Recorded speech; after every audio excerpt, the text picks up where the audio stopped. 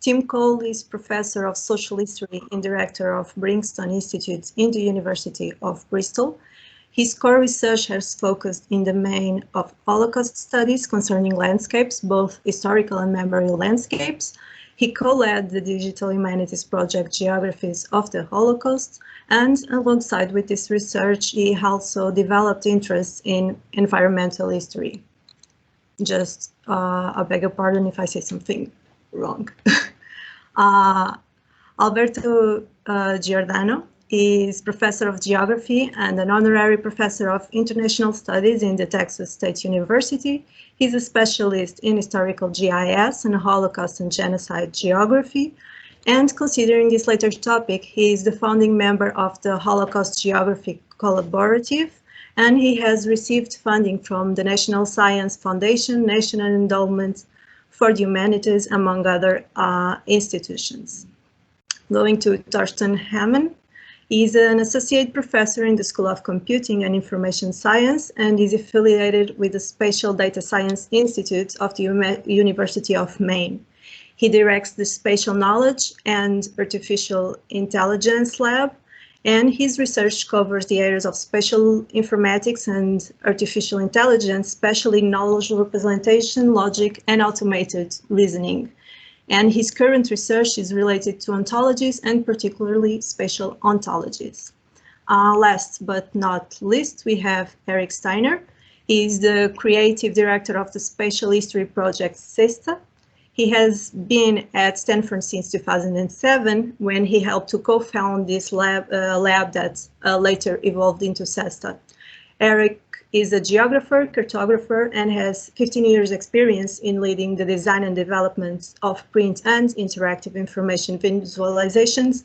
And he was also the former president of the North American Cartographic Information Society.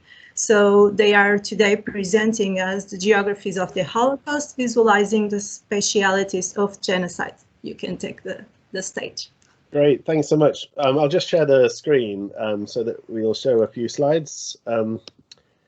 One thing that I should say is that there's many more who could be here as well. So this is just like 4 of us from a much bigger team. So Anne Kelly-Knowles, who many of you will know Anne's work, has been a key part of the collective collaborative for the last few years, as has Paul Jascott and more recently Annika Volke, to name just a few.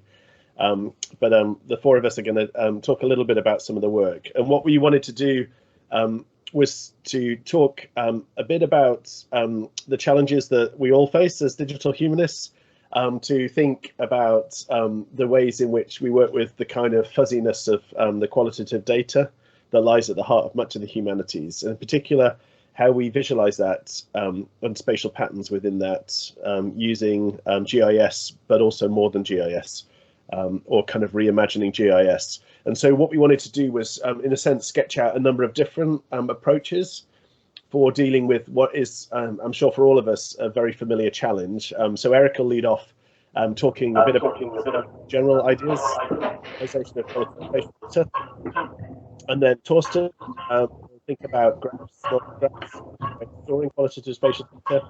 Alberto will talk about some of the work we're doing recently on GIS on families, and then I'll finish off by talking a bit more about location, locale, and sense of place. So that's for the next little while. To Erik, this morning. Is the audio clear? I was having trouble hearing you, Tim. Is that okay? Is the audio clear for everyone? Yes. Okay, good. All right, I'll continue. So next slide, please. For my part, I'll just share a few slides here. I want to make a kind of brief conceptual point, and then I'll show an example of a data visualization that's, I think, instructive for the kinds of work that we're doing. The conceptual point is really thinking about the position of DH in this kind of age-old debate between what is considered sciences and what is considered humanities. And this kind of perhaps artificial and challenging line between the two of those. If we situate DH in this, next slide, please, Tim. It could be said that a lot of what DH is really thinking about what are the methods that have been developed for empirical and statistical work in the sciences, and how can we apply them over in the humanities. Let's not forget the focus of the humanities typically is to achieve what you might call justice, versus the focus of the sciences, which is, might be considered to be a focus on objectivity and a seeking of truth. And the challenge here really is one that we all face, and we probably don't spend enough time thinking about. But it's really, how do we adopt these data-driven and statistical methods without unknowingly adopting the other assumptions and epistemologies of the sciences?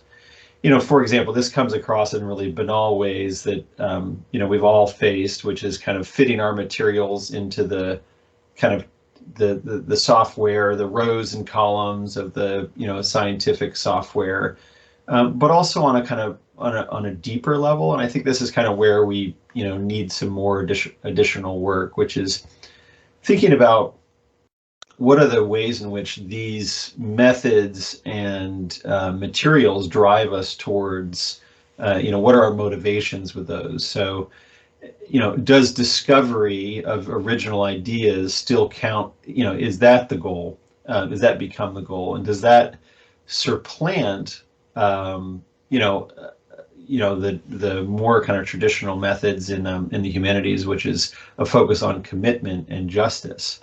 And I think when we start to think about visualization, the answers to that challenge are not entirely clear. If you go to the next slide, please, Tim. The effort to adopt scientific methodologies and graphical methods from the sciences into the humanities. Here you see a couple examples of some of the leaders in the field, I would say, Joanna Drucker and Margaret Pierce, trying to use the kind of graphical methods that we have become acceptable in the sciences to apply to humanistic thinking. These kinds of methods, although valiant, are kind of shoehorning graphical methods into a humanistic model. They're often really abstract and lack legibility and a sense of purpose. I think what's really important is to think about how to recognize the diversity of purposes of visualization. If you go to the next slide, Tim, there's a wide range of purposes. And I think humanities occupies a kind of middle ground between these, or digital humanities occupies a middle ground between these.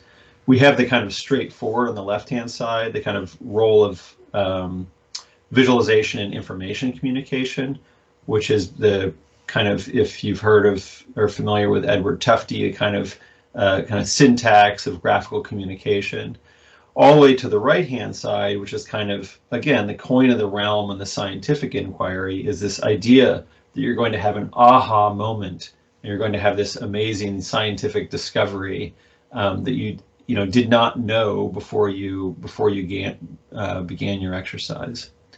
If you go to the next slide, in the middle between all of this is really where I think digital humanities can be really, there's a lot of opportunity, which is all these kind of more messy processes that happen when you do visualization, and different purposes for which you do visualization.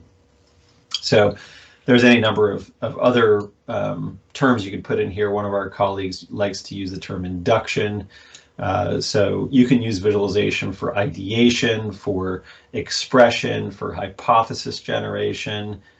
You can use it to, remember. You can use it to organize your thoughts, confirm things that you already knew, and just are looking to find a way to illustrate them. So there's any number of ways in which we can imagine visualization not conforming to this truth-seeking model that the sciences tend us towards when we think about structuring our material and using data in all the new forms that we've recently, in a broad sense, recently discovered in the humanities. So that's my broad conceptual point, and I just want to show an example of how that applies to our work with Holocaust geographies. If you go to the next slide, Tim. One of our sub-projects was to think about the evacuations that were done in Auschwitz in the January 17th through 19th of 1945. And what we wanted to consider is kind of how we may rethink what is kind of a traditional mapping exercise of how you show the transport of these individuals across space. And so we first began the exercise by trying to do a kind of traditional cartographic mapping, and then wanted to attempt to rework it in experimental ways that opened up new graphical methods. If you go to the next slide, Tim. So one starting point for us was to work with the material, and this is one thing that I think is, there's a big leverage in the humanities with opportunities of rethinking what is considered a source. And here in this case, we took the testimonies of survivors that undertook this journey. And then we tried to map that, so to speak, onto the space of the journey. And so in the vertical axis in the center there, you see a trajectory in kilometers from the camp to the point of which they were boarded onto trains. And so we took each of the testimonies and simply parsed them into that space, and were able to segment the testimonies to identify how much text was dedicated in each of their testimonies to each part of that journey. We expanded that out to several survivors, and then the result, which you'll see on the next slide, is a kind of composite view of the space as seen through the memories of the survivors. And what's interesting about this, of course, is that there's high density in certain places. So you ask the question of what is going on in those spaces, what kinds of events occurred in those spaces that were meaningful. But what visualization in this case is doing is not so much saying something about the places that are emphasized, but by virtue of delineating it along a metric of space, you identify there are spaces in which there are significant absences. And so it really begs the question of what is going on in those spaces. What are the ways in which we could explore the holes in this memory and identify more stories about what was occurring in those spaces. So this is an example of taking a kind of qualitative data and using a kind of more quantitative approach with it. In the last slide I'll share is just a more kind of speculative approach of that same journey, thinking about how to reconfigure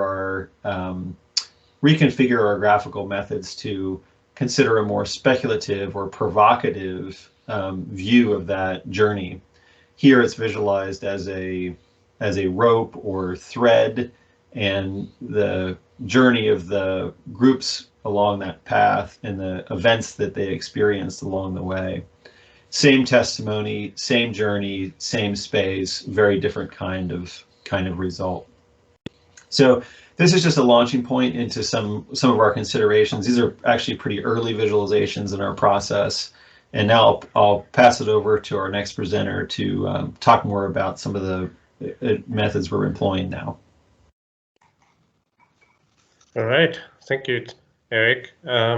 So I'm kind of coming at this as a computer scientist, and I joined the project quite late. I actually met Tim and Erik at a project on using qualitative spatial reasoning in the humanities, and as part of the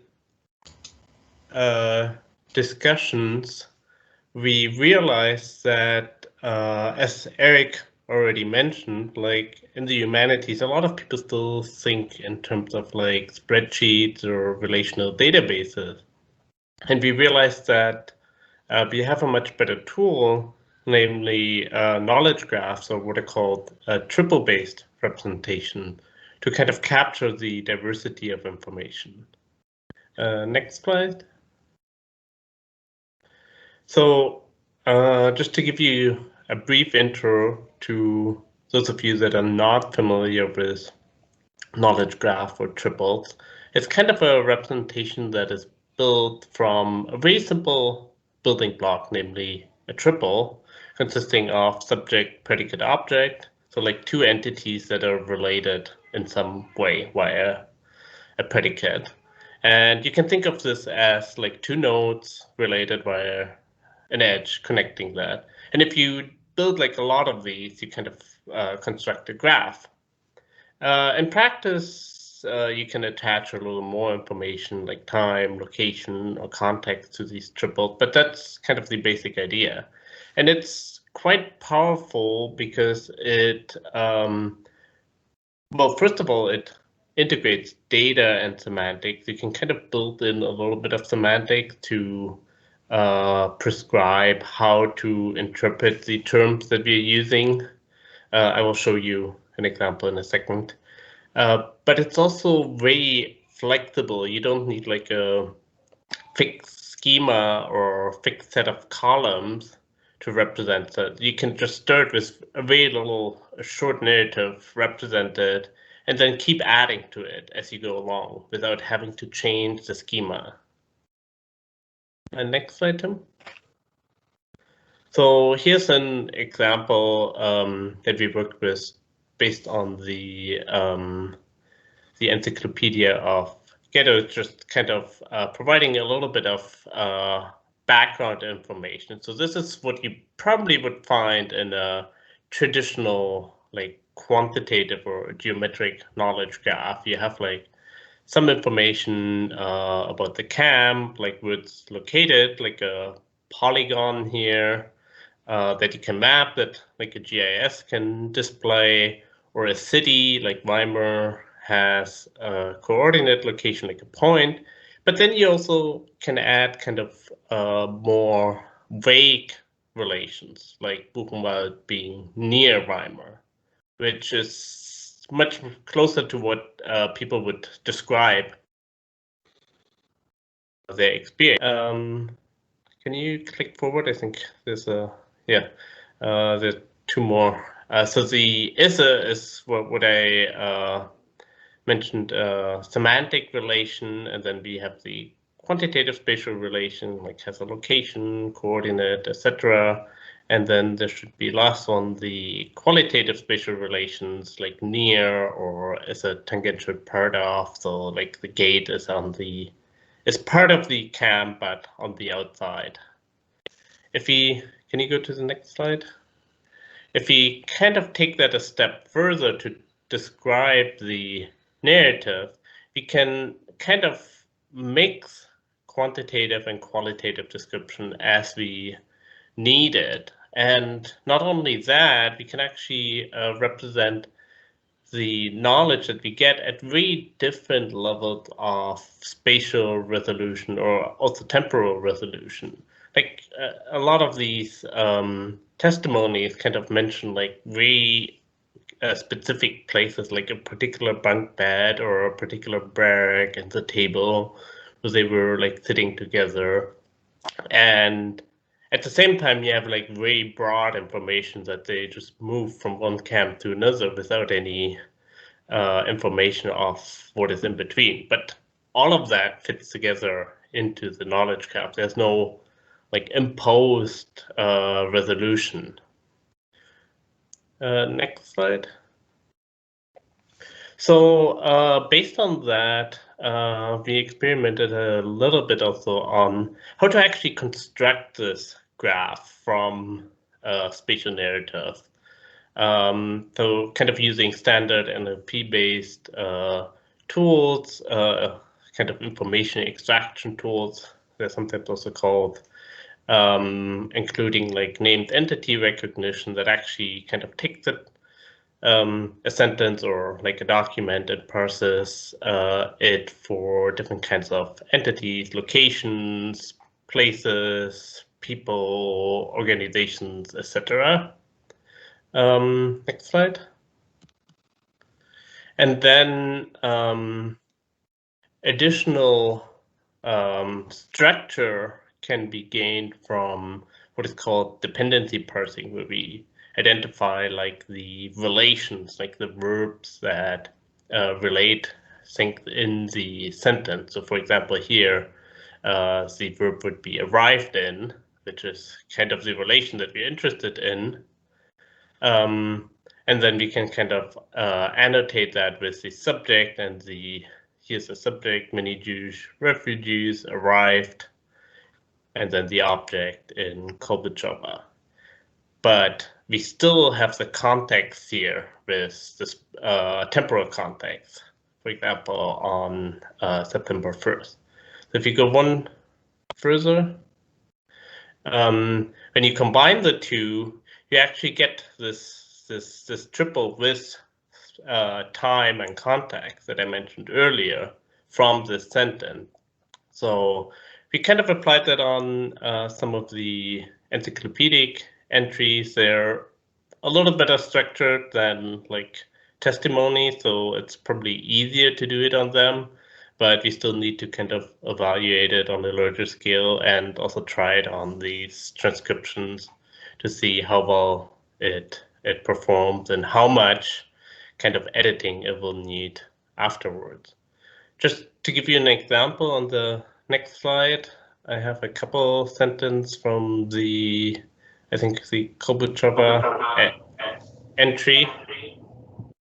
So there's 6 sentences, the first 6 sentences, and more the triples that we get out, and they're pretty good. I mean, there's a lot of things how it could be better, but I can talk about that if you're interested. One thing, the only semantic error here is really the took hostage that made it actually an object rather than considering that as the verb. But otherwise, it's pretty good. And it actually kind of does some temporal resolution, which is maybe not so desired by the humanities. So when you see on the sentence, what is that? There was something 2 weeks later. Oh, sentence 4. About 2 weeks later, German soldiers began kidnapping, and it actually translates that to exactly 14 days later, which kind of imposes some precision that's probably not warranted. So there's still some issues with kind of the transforming qualitative into quantitative information. I will leave it at that and hand over to Giordano.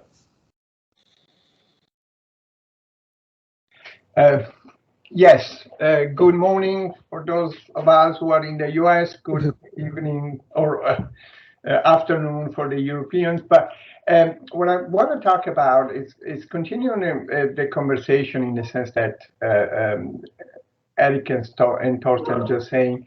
And I'm going to talk a little bit about our interest in the GIS of place, and with an example that we have, Tim and I have been working on,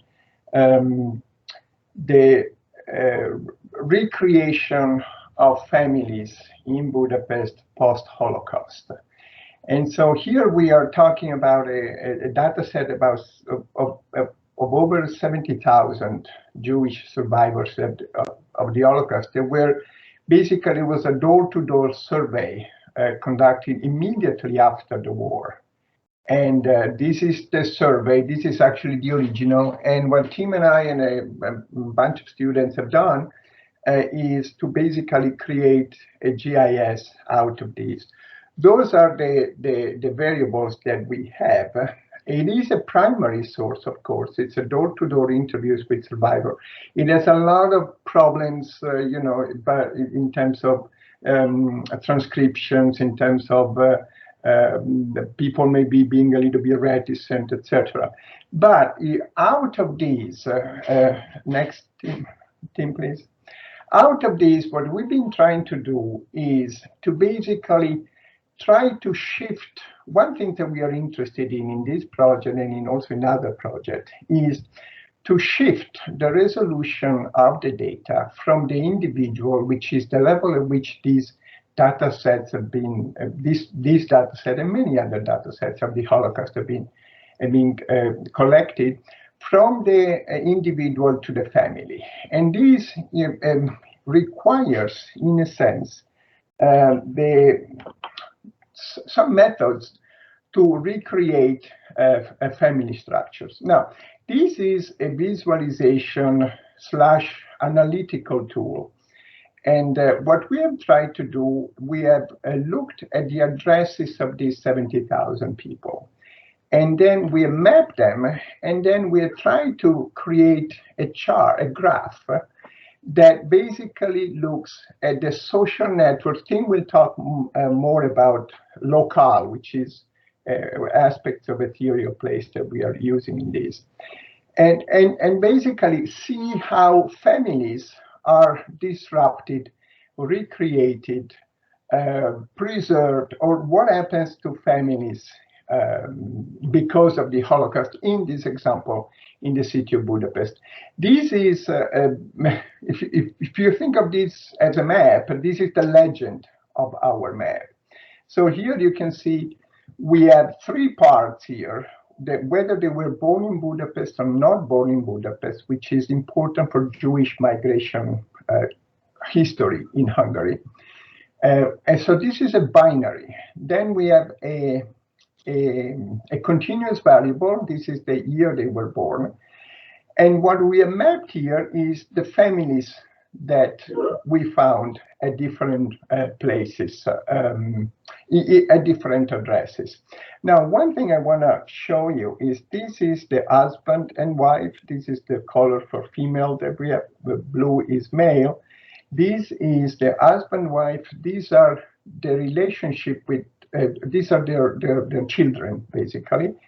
And so these are siblings. So this man and this woman were married, and they had 3 kids. One of them was born in Budapest, the other was not. This is where they were born. So the male is older, and these are the 3 children. One thing that we have here also is that one thing that we are very interested in, and Tim maybe perhaps will say something about this, is the relationship not in data but known to exist. One example is the absent husband or the ghost husband that I'll talk about very briefly. These are the possible relationship, potential cousins based on last name. So these are relationships that we think exist, but we are not. They are hypothesized in a sense. Next, Tim.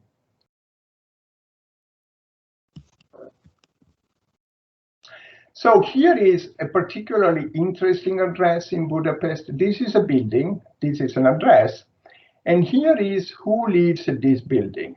And here you can see the variety of families that appear, in a sense, post-Holocaust. These are 3 siblings by themselves.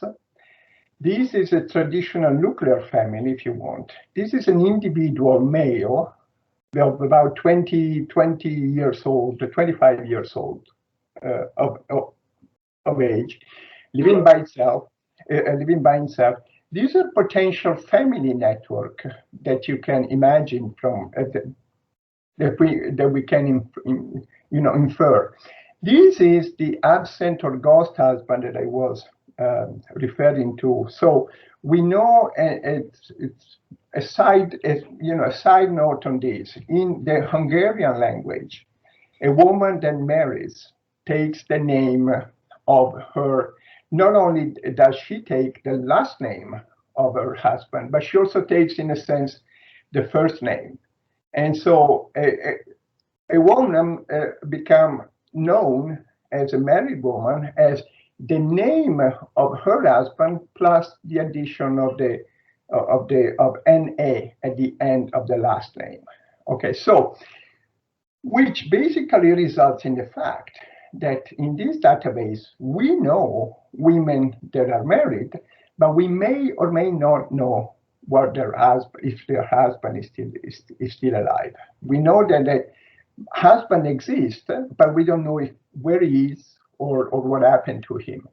So I'm just pointing this out because it's one example that sometimes we don't consider when we are doing this kind of work, the cultural, social differences, cultural and social customs and differences, and even, you know, the structure of a language actually make a difference, a very big difference in the kind of things you can actually study and ask of your database. Okay, so this is the model that we have. We have these.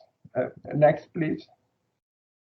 So here is our map here with the 70,000 where they live. And basically, we are in the process of creating these type of graphs for as many of these addresses of these people that we can. So we can allow the reconstruction of family group, which is in geography means you shift the resolution from the individual to the family. We can look at these ghost husbands and other questions like this. We can look at patterns of Jewish migration into the city briefly. Most Jews born, most of the Jews of Budapest were born when, you know, migrated into the city around the year or yeah. Tim, you need to help me here later, maybe, but you know, there was a shift in the pattern. The Jews that were born after 1900 were usually born in Budapest. Older Jews were most often migrating into the city from outside. So you can study these kind of things, and you ask questions where do these outsiders, in a sense, tend to move on? In the more traditional Jewish center, in some Jewish neighborhood, or where? We can look at the geography of families at the street and neighborhood level. And then one question which is very interesting in the geography of families in general. Families are a little bit understudied to some extent in geography, particularly in a quantitative term. So it raises a lot of questions. Next, please. So here is a segue into what Tim is going to talk about. What we are really interested about is the GIS of place. And I want to mention some influential concepts here, the geohistoire and the chronotope. They refer to the interconnections of geography and literature and geography and history, respectively. So this idea of the humanities and geographies, as you know, is to me is very intrinsically connected, especially in the case of geography and history. The concept of time geography that I think many of us are very familiar with. Agnew and Duncan, three constituents of place, which is what Tim is going to talk about next. Now, a couple of reflections on all of these. We think in general that the GIS of place really is about the human experience. So it tries to represent all the nuances, uncertainties, and life, in a sense, of humans. A GIS of place must be mixed methods, so qualitative and quantitative. It must be multiscalar, you know, and we have other examples of different scales of analysis. It has to be topological rather than topographical, rooted in the topographical, but topological. I think for the GIS of place, the presence of relationship, just, you know, also like Torsten and Erik just showed, is probably more important than the topological. And it is transdisciplinary in the sense that it needs the convergence of different methods, different disciplines, in order to be effective, I think. One thing that I think the GIS of place can deal with is the difference that exists between accuracy, which is what a traditional GIS did very well with, which is something that you can measure precisely, and uncertainty, which is something you cannot measure exactly. And finally, the Budapest family example is about location and locale, and sense of place, which in a sense is something that Erik was talking about is the next topic. So thank you. Great. Maybe I'll just finish off with a few final thoughts about that.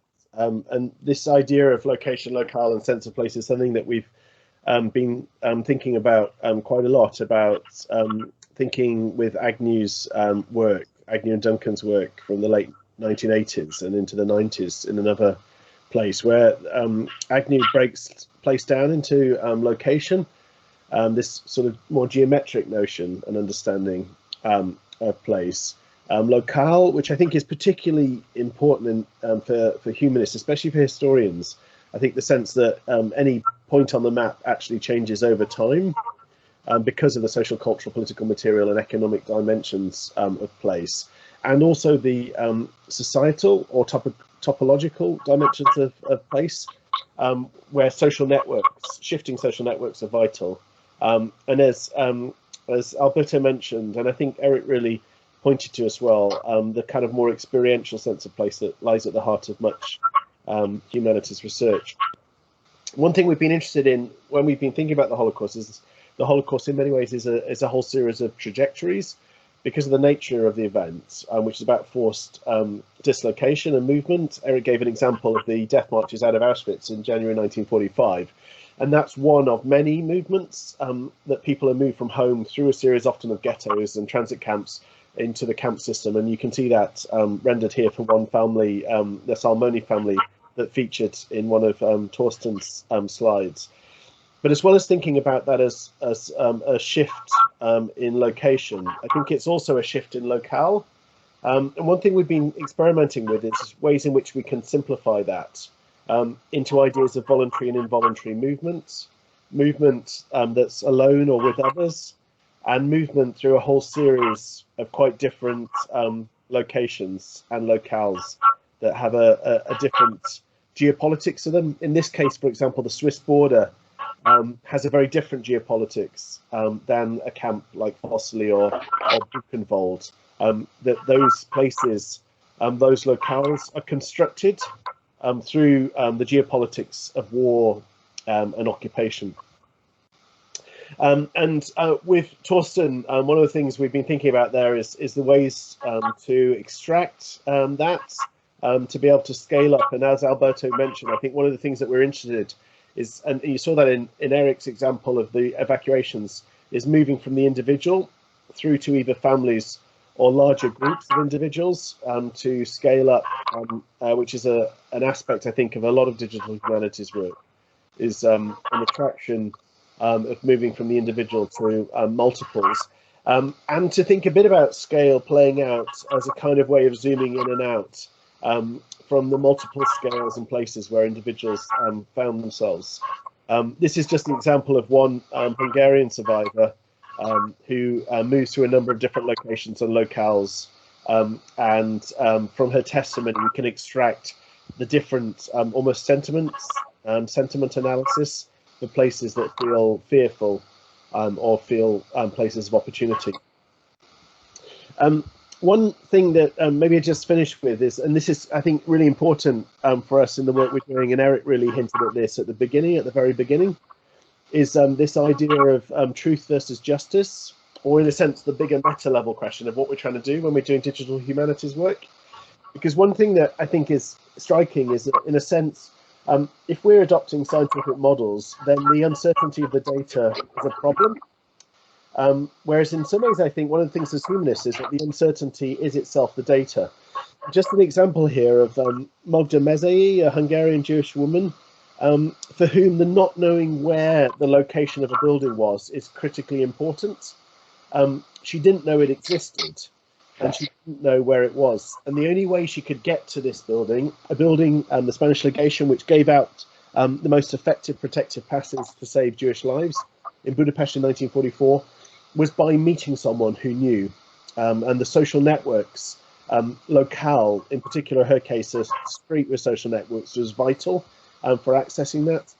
And I was really reflecting on that in some of the early work we did, Alberto and I. We were interested in locating the legation buildings within the city. This is the Swedish legation. And we were interested there in walking distances and thinking about who could access those buildings and gain access to them. But in a sense, I think what's really striking about this is that the kind of certainty that you find in a map like that, a map which pinpoints the location of those buildings, is in a sense unraveled by testimony like this. And I think that's one of the things that we're really interested in grappling with, as Erik suggested, is thinking about a kind of digital humanities as a space between certainty and uncertainty, between a kind of search for truth and a search for justice. And in a sense, grappling with the kinds of visualizations or representations that allow us to bring more uncertainty into the GIS map, which demands certainty, a kind of certainty that just isn't found in most of the data that we work with as humanists. Let me leave it there. Thanks everyone for your attention.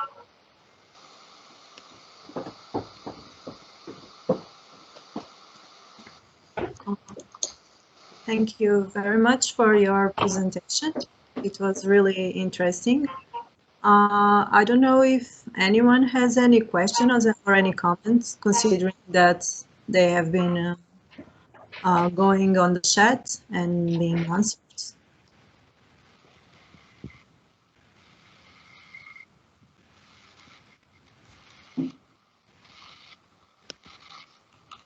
I think no question was left without an answer, so.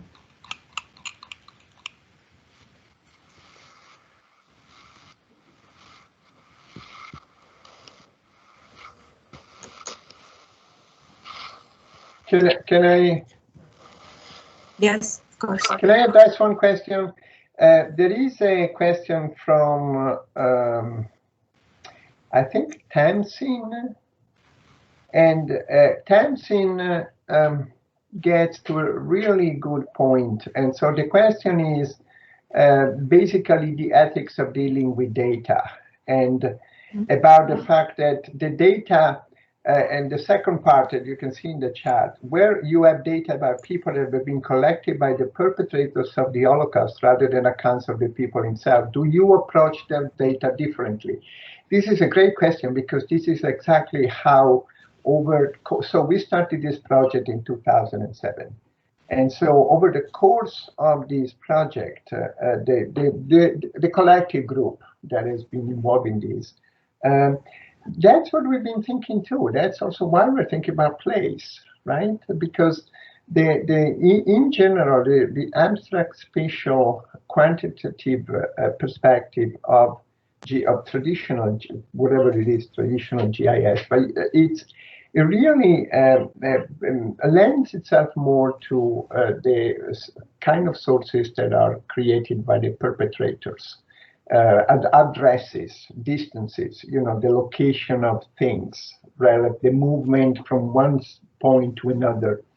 And, this idea of place is a way, I think, for incorporating into this analysis testimonies and the messier kind of data that of data the testimonies are. Yes, definitely.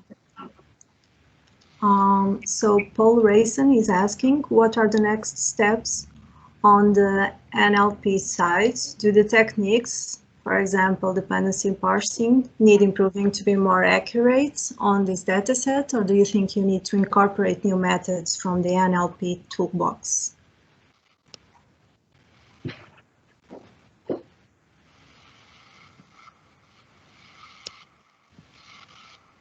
Oh, can you hear me now? Yeah. Okay, I can try to answer that. I don't think I have a satisfying answer. I mean, so the NLP techniques, a lot of them are kind of every step along the way are kind of 80% accurate. So you still need a lot of hand curating, filtering out some things that don't make sense. And I think that's the big challenge, how to kind of help that process. Like, it needs to be kind of what we call in computer science a human in the loop process. It's not like we just generate it once and it's done. It's actually, we can generate something as suggestions, but then somebody needs to kind of approve them or curate them. And there are different techniques how to do that, like kind of building like visual interfaces to help that. That you don't need to be an expert in like triples or knowledge graphs to do that, but it's still a matter of scaling it in some way. I think that's kind of the most important next task. Thank you. Sally's Chamber says, I wonder whether you have been collaborating with the European Holocaust Research Infrastructure. Yeah, we have a little bit. In a sense, I talked a bit about our work at the final closing conference for the first stage of that project, because they've been really interested in the project and we've been working together a little bit. I think there might be more opportunities for that in the sort of second stage of ERE, because I think the first stage was primarily about identifying where the sources lie and kind of almost cataloging the sources. So in a sense, it was making the sources available. And I think what's interesting now is to think more about actually what can we do with the vast sources and what kind of DH tools can we use to do that. Bearing in mind, as the thing that Tamsin mentioned, and I know Erik and Alberto have responded to, which is, and Erik mentioned Joanna Drucker. I always like Joanna Drucker's idea of capture, not data, that what we work with in digital humanities is capture, not data. And capture has a politics to it, as well as all sorts of other things to it, doesn't it, which is important to recognise. And one of the things I think with the Holocaust is that vast amounts of the paperwork that you find within the archive that the ERE identifies are perpetrator-produced documents. And so that's where I think we've shifted to trying to think about using more victim-centered documents, or the work that Alberto and I is doing is working more documents that are created by Jewish organisations of the post-war period. Fantastic, thanks very much. And I wondered if I could just ask a follow-up question, if I may, on that. No, that was very interesting. And I just wondered if this relates to what I think is called digital sovereignty.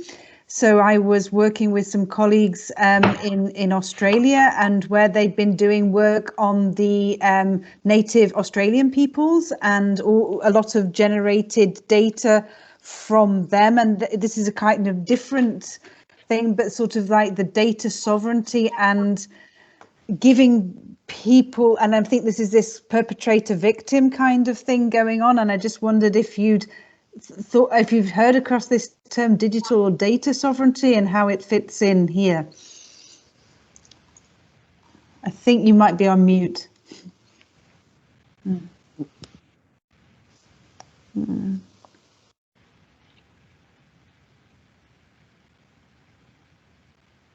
Tim, you are on mute. I'm sorry, I was just shouting at my teenager. Oh. Apologies. I think that idea of digital sovereignty is a really important one. Obviously that's specifically vital in kind of colonial contexts. In the sort of the example you gave of Australia, and I think it is something that we really grapple with a lot, because one thing we were struck in the early part of the project was that in a sense, the best, I'm using best in quotes, the best data for doing kind of classic GIS visualizations is the data produced by if you like, in our context, the colonial power, which is the occupying German forces, which has a kind of truth claim to it. Although we also want to question that truth claim, because in a sense, a lot of that data, and I think one of the really interesting projects was a project that Paul Jascott led on, which was where he, in a sense, almost interrogated the Auschwitz archive, the building archive from Auschwitz. So it's kind of classic colonial data, which is that the Germans move into Poland, occupy Poland, and in a sense want to build this kind of perfect German city in Auschwitz. And one of the things that I thought was really clever about the project that Paul did was, in a sense, he visualized the archive as a way to kind of challenge the colonial power structure by pointing to how much of the imagined plan was never built, and how much was actually built that was never on the imagined plan and was much more about the exigencies, the exigencies of war and genocide. And so in a sense, it was very clever, I think, his work, because I think it had a politics to it, Paul's work, which was to be aware of the challenges of replicating the perpetrator archive or the colonial archive. And in a sense, I think what was really clever about the work was by actually visualizing the colonial archive, in a sense, he almost turned it on its head and did something which really I think he almost burst the bubble of the colonial archive, in some ways, through the kinds of visualizations that he adopted. And I think that's one thing that's been important to us, is to think about that. And as Erik mentioned in the chat, I think it's about this idea. Saul Friedlander talks about an integrated history of the Holocaust, which brings the perpetrator and the victims together in a way where there's a kind of, they sit uneasily together, that they don't sit easily, but actually there's a tension. And I think Erik's visualizations are really interesting there, about trying to explore the value of that tension within an integrated geography of the Holocaust. Wonderful, thank you.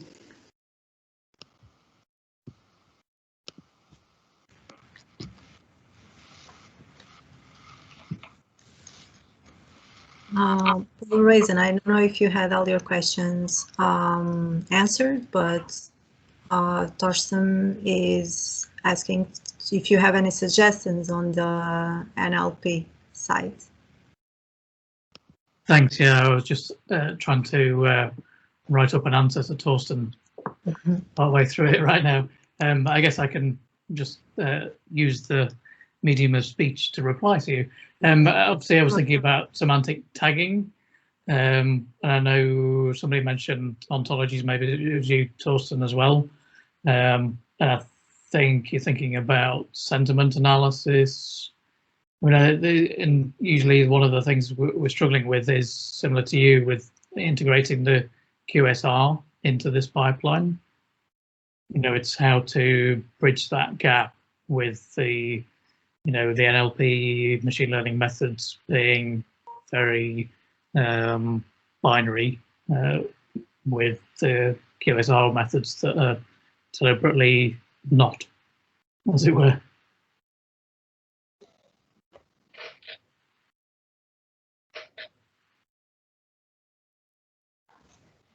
Great, thanks. Yeah, like I've thought about semantic tagging, but it might be, I don't know quite what the tags or what the outcomes would be.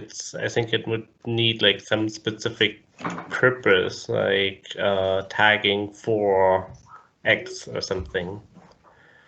Yeah, it would let you home in on certain concepts across the whole corpus. But in some cases, you're going to need to revise the category sets. So it's a fixed category set that is imposed on the data, rather than being something that you can tailor to the data with new thematic codes as you go along. So you might need to have a combination of the two. I think it could be interesting, the sentiment analysis side of that, Paul, in terms of the sense of place. So we talked, with Erik a little bit about the idea of almost like heat maps that draw upon sentiment analysis through semantic tagging, with a corpus of Holocaust testimonies, and in a sense, almost like Erik's early graphic, which shows the absence as well as the presence, because in some ways you'd expect certain sentiments like fear to be associated with places, but maybe what's interesting to identify is other sentiments that are more unexpected sentiments that are associated with particular locales. And to have that rich sense of place, I think would be really interesting to try and connecting them with a collocation place that's mentioned would be really interesting. But I think from an NLP perspective, sentiment analysis tools probably are too blunt. I mean, that they tend to just give you -1, +1, and 0 as positive, negative, and neutral, and that's all you can get. So I think you probably need to be looking at more emotional analysis, emotion categories, to give you something a bit more in depth. Yeah. Just to follow on that, we did. Some of you are familiar with the project we did on the emotions of London. We tagged. We basically identified all of the place locales that were mentioned in some 500 novels published. British novels published in the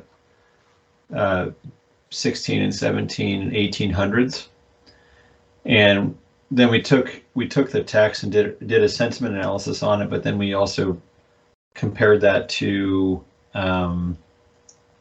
what Mechanical Turk people might tag those passages as. So we took like 200 words, I think, before and after each place name, and had them tag the sentiments. What we found was that we had this incredibly complex, not incredibly complex, we had a thorough model of emotion, which allowed for all this subtlety of expression. And what we found is that basically the only distinction that we could find between people's tagging of those places, humans tagging the places based on the passages, was essentially happiness and fear. So it's like the most diametrically opposed emotions was all that humans could draw out of the material. So it was partially inspiring because we were able to identify the kind of valence of place based on using a method that could scale up to a large corpus using Mechanical Turk. But it was a little depressing that if humans can't identify subtlety of emotion, then we really can't trust that sentiment analysis and other methods, text mining methods, would be able to do it. So the human in the loop component, I think, is probably the biggest area that we need to develop, innovate in kind of integrating these. And Torsten mentioned this, but integrating these methods with ways in which the human can be present and involved, but not overscaled, overtaxed to be able to contribute. So finding ways in which the tools and interfaces, or I'd say the algorithms, can be matched with tools and interfaces to allow the human to make those interpretations readily, which I think is probably the biggest area where we need to make some growth.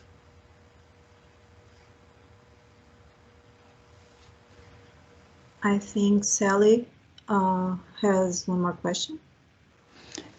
Yeah, just and that was a very interesting discussion just now. But it maybe links onto that. In your first, Erik, in your first visualization where you had the uncertain data, that kind of long graph, what were actually the representations? So you had the kilometers along the bottom and the place names, and you had the uncertain data on the left, but then you had these what looked like text, but there were some larger sizes of text and smaller. And I just wondered, what were these the testimonials that you were representing, or what did that have any meaning? The sort of grey smudges. Sure. Yeah. Sorry, I didn't drink enough coffee before I started. I didn't mention what that was. So in fact, it is the text, and this also gets to some of those questions of kind of the ethical components and kind of the desire to humanize the material, is playing with ways in which you can be more directly connected with the source material and the words of the victims. And so the text is presented in that density illustration is actually the words of the testimony. That's an exaggeration because it is the translated versions of them. So it's still a little bit indirect, but and then it's jumbled to illustrate how that density, how that comes together to form a density of memory. So this was six women who described their experiences along the route, and there was a moment that they all described in which one of their a mutual friend or associate was murdered, and they all had different ways of describing it. But the kind of density of that flashbulb event creates a peak of memory that lasts. These testimonies are done, some 20, 25 years after the experience. And so that flashbulb event can be placed in space, and you can see that density play out.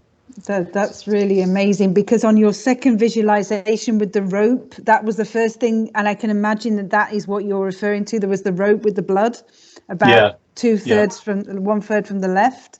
So that's fascinating. Thank you. Yeah, and there's another point in the rope that I think is maybe instructive to describe, which is that there's a little thread that comes off, you know, kind of goes up to, and that's an interesting example because it's a small moment in the text, but it's a significant moment spatially and experientially, which is that someone escapes. Oh, and wow. So when someone escapes, you know, that's the kind of in the middle there, it kind of flows up. So when the person escapes, there's a major spatial disjuncture, which, you know, registers high on the kind of typical, you know, geographic or GIS, you know, methods, but it's relatively low on the in kind of the density of the narrative. You know, maybe one person observes this out of so many, but it's a significant event experientially. And so with these different media, you can pull out different different components that have different weights, I guess you might say. Yeah. There's other points where there's a kind of fraying of the rope, and that's where there was a kind of interpretation of we thought of these 6 women as a community, and they were kind of separated from one another, or they, you know, had different experiences in places. They described different experiences.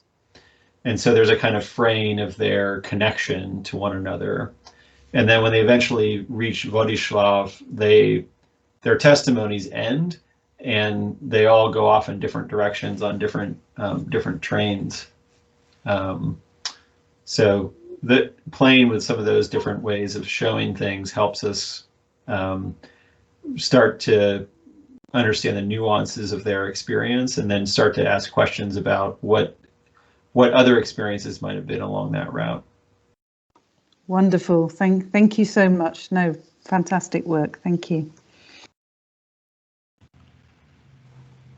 I don't know if anyone has any more questions or anything you'd like to say.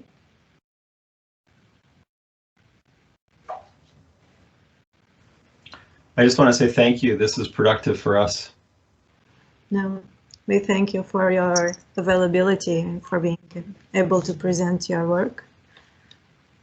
I had already seen it in Leeds and I was fascinated about it, so I remember that you could be a good team to talk about spatial humanities.